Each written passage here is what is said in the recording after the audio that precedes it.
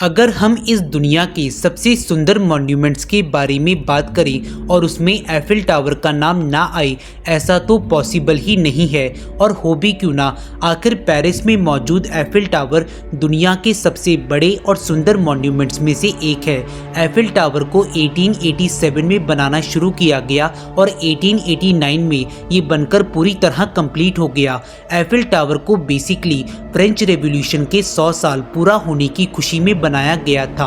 बहुत से लोग एफिल टावर को सिंबल ऑफ लव के नजरिए से देखते हैं, तो वहीं बहुत से लोग इसे एक सुंदर मॉन्यूमेंट की तरह देखते हैं। बट क्या हो अगर मैं आपसे कहूं कि एफिल टावर सिर्फ एक मॉन्यूमेंट नहीं बल्कि एक सीक्रेट एंटीना भी है, तो आपका क्या रिएक्शन होगा? जी हाँ दोस्तों, एक सीक्रेट एंटीना, एक ऐसा एंटीना जो शायद पूरी दुनिया को वायरलेस इलेक्ट्रिसिटी दे सकता था। ईयर 1882 में निकोला टेस्ला पेरिस आए, जो कि एक फेमस अमेरिकन इंजीनियर, इन्वेंटर और फिजिसिस्ट थे। निकोला टेस्ला पेरिस आने के बाद मिले गुस्तावे एफिल से। अब गुस्तावे एफिल्स कौन? सो ये वही थे जिनकी कंपनी ने एफिल टावर का डिजाइन और उसे बनाया था। गुस्तावे एफिल्स के नाम पर ही एफिल टावर का नाम रखा गया। निकोला जब गुस्तावे से मिले तब उन्होंने वायरलेस इलेक्ट्रिसिटी का विजन गुस्तावे के सामने रखा। एफिल्स इतने इंप्रेस हुए कि उन्होंने टेस्ला के आइडियाज को एफिल टावर के डिजाइन में ही डाल दिया। इसके बाद टाइम आया फर्स्ट वर्ल्ड वॉर का, जब फ्रांस की आर्मी ने एफिल टावर को एक सीक्रेट वायरलेस एंटीना की तरह यूज किया, जिसने बर्लिन से भेजे हुए एक मैसेज को इंटरसेप्ट कर लिया।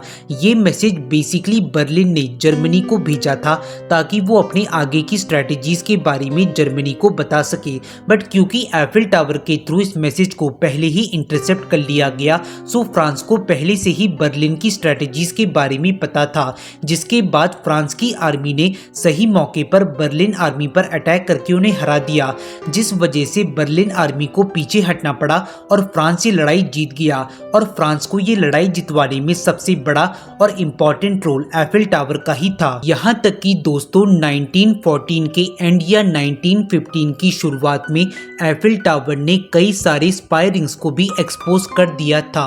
अब जो लोग स्पाई रिंग्स का मतलब नहीं जानते, उन्हें मैं बता दूं कि स्पाई रिंग्स का मतलब होता है जासूसों का एक ग्रुप। फर्स्ट वर्ल्ड वॉर के टाइम जर्मन गवर्नमेंट ने अपने बहुत सारी स्पाई रिंग्स को फ्रांस भेजा ताकि वो हर छोटी बड़ी इंफॉर्मेशन उन तक पहुंचा सके। और इसमें सबसे बड़ा और खास नाम आता है माता हरी का, जिनका असली नाम था मार्गरेटा ग्रिट्यूडाजेल, जो अपने टाइम पीरियड की सबसे फेमस स्पाइस में से एक थी। जर्मन हाई कमांड ने अपने हर एक स्पाई एजेंट को एक सीक्रेट कोड दिया था। एक्चुअली इस कोड की मदद से वो एक दूसरे के साथ कम्युनिकेट कर सकते थे, एक दूसरे को जानकारी दे सकते थे। यहाँ तक कि इस कोड के थ्रू स्पाई एजेंट्स के अकाउंट में पैसे भी ट्रांसफर किए जाते थे। फ्रांस हाई कमांड को पहले से ही स्पाई रिंग्स के फ्रांस में होने का शक था, बिकॉज वॉर जैसी सिचुएशन में एक देश दूसरे देश में अपने स्पाइस को भेजता ही था। सो फ्रांस हाई कमांड को तो स्पाई रिंग्स के होने पर पहले से ही शक था, बट वो अपने इस शक को दूर करना चाहते थे। वो जानना चाहते थे कि क्या जैसा वो सोच रहे हैं वैसा है भी या फिर नहीं। तब उन्होंने एफिल टावर की मदद ली।